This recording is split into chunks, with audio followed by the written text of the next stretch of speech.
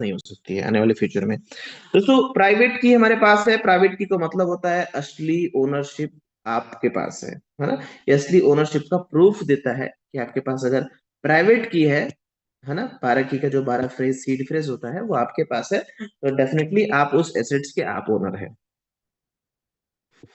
चलिए आगे बात करेंगे दोस्तों। हम बात करेंगे कि ये कौन से ब्लॉकचेन को इस्तेमाल करता है। ओरिजिन का कॉन्सेप्ट तो ये पब्लिक ब्लॉकचेन को इस्तेमाल कर सकता है, और इसके जितने भी कोडिंग है वो सारे के सारे ओपन सोर्स हैं, तो आप जा करके पॉलीगन स्कैन पे उन सभी चीजों को वहां पर दे सकते हैं।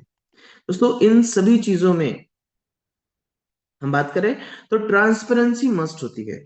ट्रांसपेरेंसी का मतलब होता है कि सब ट्रांजेक्शन पब्लिकली होता है। अगर आपके पास कोई एड्रेस आ गया है, उस एड्रेस ने कब ज्वाइनिंग किया, कब उसने किस व्यक्ति को या किस एड्रेस को फंड बेचा, फिर उसने आगे कहाँ बेचा, फिर उसने आगे कहाँ बेचा, फिर अपने फंड को कहाँ डिस्ट्रीब्यूट करके रखा है, ये सारा का सारा चीज दोस्तों प्राइवेसी के साथ पब्लिक में होता है। अब सोचिए, पब्लिक में भी है, पब्लिक में भी है और प्राइवेसी भी है, ये कैसा बात है। तो हम बताना चाहेंगे दोस्तों प्राइवेसी के साथ पब्लिक में है बिकॉज वो सारे ट्रांजेक्शन आप देख सकते हैं, बट वो ट्रांजेक्शन किसका है वही नहीं पता रहेगा आपको। ठीक है, आप तो देखेंगे ना कि मार्केट में आप जाओगे देखोगे इतनी सारी दुकानें हैं, ये है, फील्ड है, मैदान है, लेकिन वो किसके नाम पर है, कि कौन उसका ऑनर है, ये चीजें नहीं बता सकते थे। तो पब्लिकली सब अवेलेबल है बट प्राइवेसी के साथ में, क्योंकि दोस्तों ये एक डिसेंट्रलाइजेशन प्रोजेक्ट है, डिसेंट्रलाइजेशन का पार्ट है, जहां पर कोई एक मालिक नहीं होता। वही दोस्तों इसका सारा का सारा जो डेटा होता है वो इम्यूटेबल होता है, मतलब डेटा कभी चेंज नहीं किया जा सकता। तो एग्जांपल बताओ दोस्तों एक चीज और, तो जब चेंज नहीं किया जा सकता, ओनर नहीं है, तो चलाता कौन है, मैं हर बार बताता हूँ दोस्तों, ब्लॉकचेन। ब्लॉकचेन पे based sorry smart contract, because जो स्मार्ट कॉन्ट्रैक्ट होता है वो उसी को केवल ब्लॉकचेन रीड कर सकता है, अदरवाइज और किसी चीज को नहीं पढ़ सकता वो।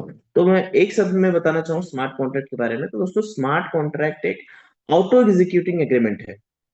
Wait a minute.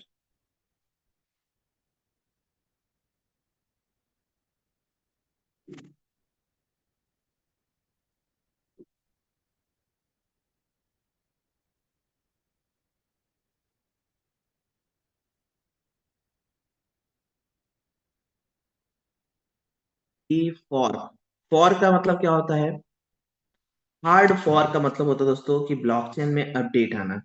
तो जैसे मैं हमारे पास एप्लीकेशन होता है, जैसे बेटगेट वॉलेट में अपडेट आता है, तो वहाँ पर अपडेट जो होता है, लेकिन ब्लॉकचेन के जो अपडेट आए होते हैं तो उसे अपडेट ना बोल करके फॉर्क बोला जाता है दोस्तों। ठीक है, और आपने कहीं कहीं आपने लेन देन करते हैं तो आपको एयर ड्रॉप दिख जाता है, तो एयर ड्रॉप का मतलब है कि आपको कुछ फ्री टोकन मिलना। बट ऐसे बहुत सारे सेंट्रेट हैं जहां पर आपको एयर ड्रॉप का वादा करके आपका डेटा ले लिया जाता है। तो जहां पर कहीं भी आपको अपना डेटा देने की जरूरत हो तो आप थोड़ा उससे बचिए, बिकॉज डिसेंट्रलाइज सिस्टम आपका डेटा नहीं मांगते हैं। ठीक है, वहीं दोस्तों लोग पूछते हैं सर बर्निंग मतलब क्या होता है। बर्निंग मतलब तो मैं बताना चाहूंगा, बर्निंग मतलब सप्लाई को कम करना। किसी भी तरीके से सिस्टम से अगर टोकन बर्न हो रहा है तो वो सप्लाई को कम करता है। लोग पूछते हैं वेल क्या होता है, वेल तो बताना चाहूंगा दोस्तों, वेल का मतलब होता है बड़ा इन्वेस्टर। ठीक है, बड़े इन्वेस्टर के मोमेंट से मार्केट अगर हिल जाए तो वो क्या है, वेल है। दुनिया का सबसे बड़ा एनिमल क्या है, वेल है। तो उसी तरीके से दोस्तों यहाँ पर वेल एक ऐसे इन्वेस्टर को बोला जाता है